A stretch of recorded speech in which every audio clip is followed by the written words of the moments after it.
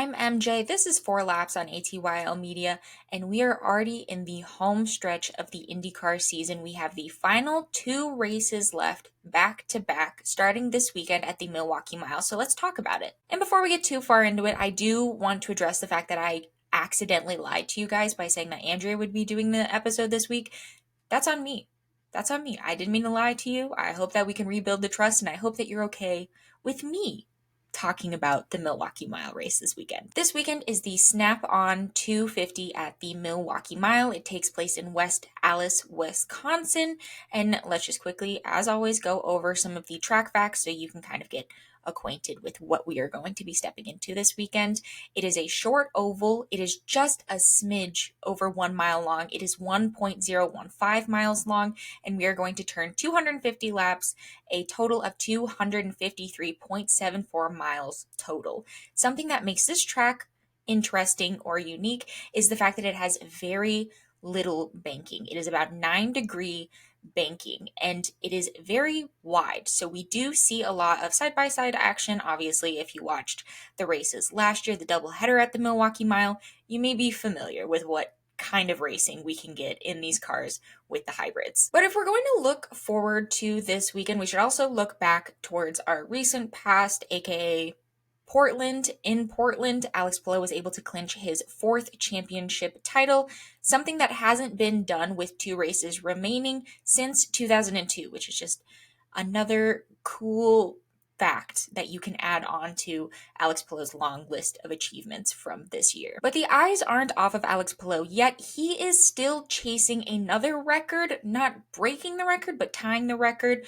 of the most wins in a season. The record is 10 wins. It is currently held by AJ Foyt and Al Unser.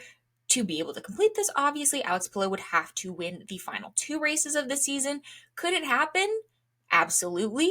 Is it going to happen? I'm not sure. However, there's part of me that's like, it's okay if it doesn't happen this year because we will be in the same car for the next 2 years until at least 2028. So if he doesn't do it this year, I don't know why he couldn't do it next year or the year after. But that's something to keep an eye on and maybe a reason to cheer for that Alex Palou dominance, because everyone loves a record. Everyone loves a record. Something else notable that happened last weekend, obviously we had Will Power winning. He has won at Portland before. He is the first Penske win on the books this season, which is interesting because he's the only Penske car without a contract for next season, which is a big topic of conversation currently. Now, the rumors are swirling. David Malukas was brought up to AJ Foyt. He's kind of on reserve for Penske in the future. Obviously, AJ Foyt and Penske have that technical alliance. So he's essentially in a Penske car getting ready to one day move up to Team Penske. Will that day come sooner rather than later? I don't know. It's really up in the air at this point. We don't know a whole lot about what's being discussed. We don't know a whole lot about what Will Power is asking for versus what Team Penske is willing to give. We also don't know what Team Penske has promised to David Malukas. Have they promised that he needs to be in a car by next year or by the end of next season or even by the end of this season? I don't know. So that's the main silly season story that we are chasing this year.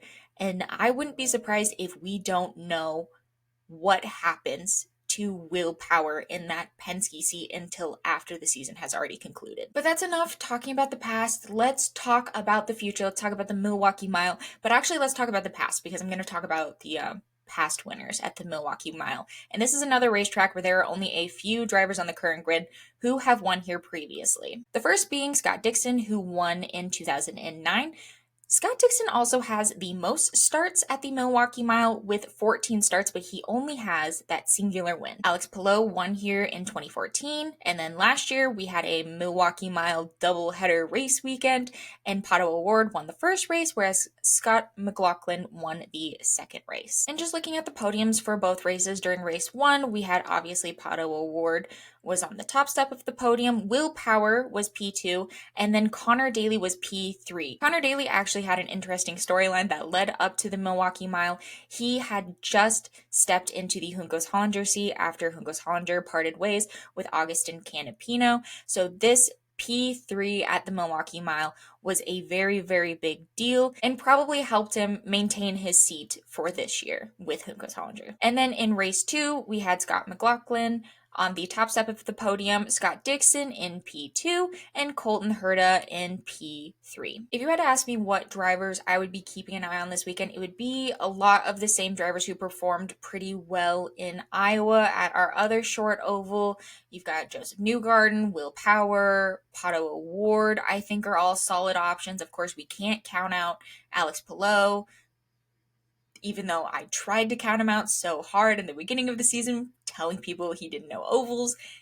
Egg on my face. And if you're looking for something else to get excited about, though we don't have a championship battle anymore because Alex Palou signed, sealed, and delivered that last weekend, we do still have the Rookie of the Year battle between our 3 rookies. As of right now, Louis Foster is in the lead for the Rookie of the Year title. He has 189 points, but Robert Schwartzman is only 6 points behind with 183. And then we also have our final rookie, who is Jacob Abel, who drives for Dale Coyne Racing. He is currently sitting at 107 points, so unfortunately he is kind of out of this fight for Rookie of the Year. But he does have a super cool paint scheme this weekend.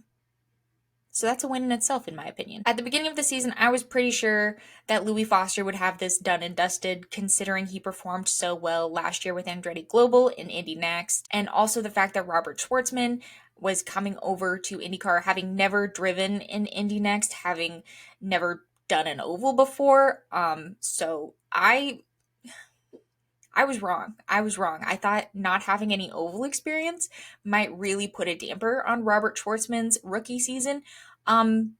Clearly that wasn't true, considering that he got pole position for the Indy 500, something I am still, to this day, not over. That was crazy. But he still has the fight in him. Only 6 points behind Louis Foster. Louis Foster, Indy Next champion, who has done ovals. What a year for Robert Schwartzman. But that's all I have for you. Happy Milwaukee Mile weekend. Be sure to tune into the race on Sunday on Fox at 1 p.m. Eastern time. And much like Team Penske and Will Power, I'm unsure of the future. And I don't know if you'll see me next week or if you'll see Andrea. So maybe see you then.